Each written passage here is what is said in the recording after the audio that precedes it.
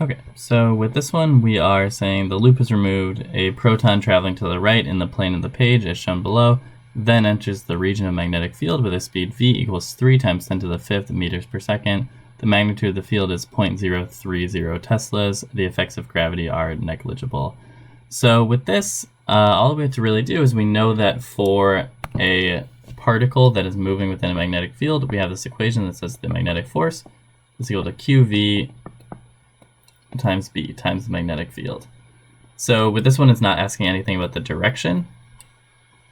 So as long as we have the amounts, we're good to go. So we can plug in what we know. It's equal to Q.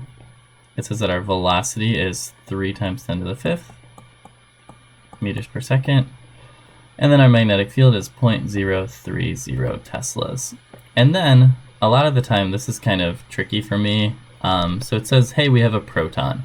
So what we have to do is we have to remember that on our equation sheet, it tells us the amount of charge of an electron. Then we have to remember that the amount of charge on the electron equals the amount of charge on a proton, because they're kind of canceling each other out, so we have this nice neutral atom. So in a neutral atom, right, you have the same amount of electrons as you do protons. So the charge on an electron has to equal the charge on a proton. So we have a charge of 1.60 times 10 to the negative 19th coulombs. So 1Q is equal to 1.60 times 10 to the negative 19th coulombs. So then we can plug all that in. Equals 1.60 times 10 to the negative 19th, 3 times 10 to the 5th, and then 0.030. So we end up with a magnetic force of, let me plug that into the calculator.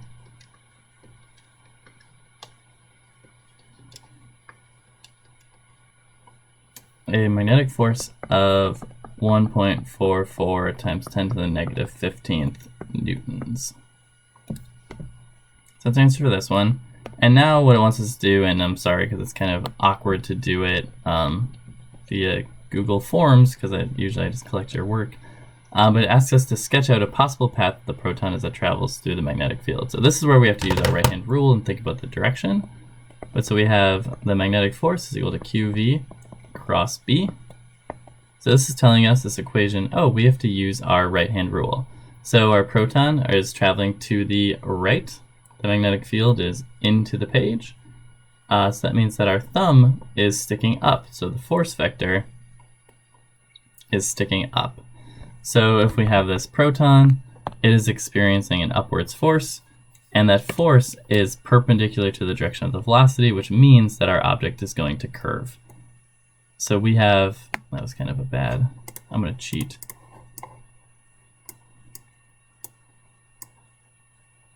This cheating's not great. But so what we can say is it's going to follow some sort of a curved path.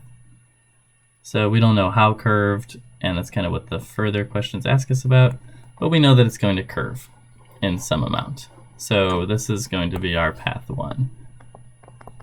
Because the magnetic field, or sorry, the velocity is perpendicular to the magnetic force, we're going to get this perpendicular force that's acting as a centripetal force. So we're going to get a circular motion. Now we're saying a second proton now enters the magnetic field at the same point and from the same direction, but at a greater speed than the first proton. On the same drawing as before, draw the path of the second proton as it travels through the field. Clearly label the path P2.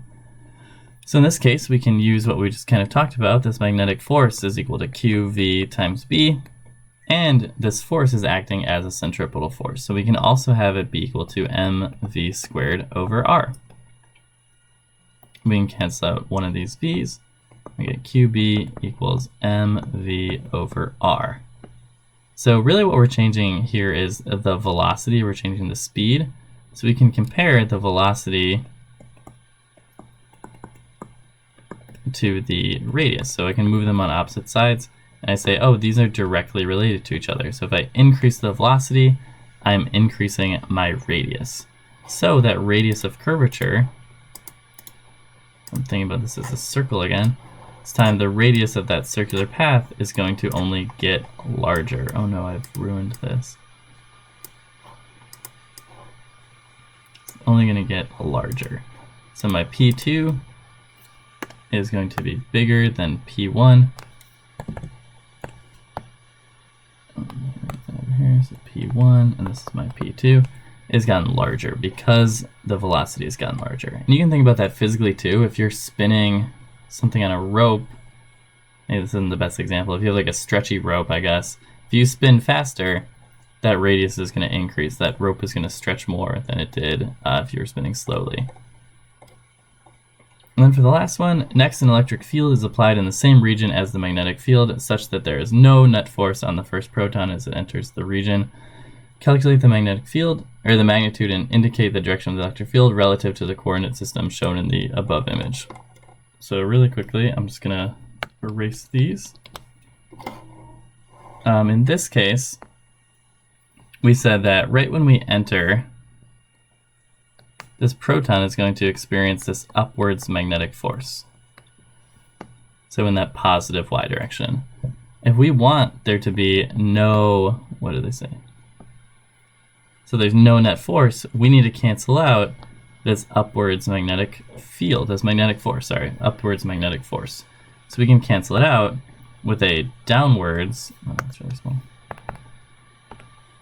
Or maybe I'll make it orange, sure. A downwards electric force. So we need an electric force that is pointing downwards to counteract this upwards magnetic force. So we need it in the negative y direction. And we've talked about electric fields, and we said, well, the nice thing about electric fields is that objects are forced in the direction of the electric field. So like if we had those two parallel plates, and these were negative, and then these were positive, or sorry, let me switch it. If we had these two plates, and this was positive, and then this was negative, the plates would be, or the direction of the electric field is telling us what would a positive proton do if it was placed in there. So a proton would feel forced in this direction, and that's really the direction of our electric field.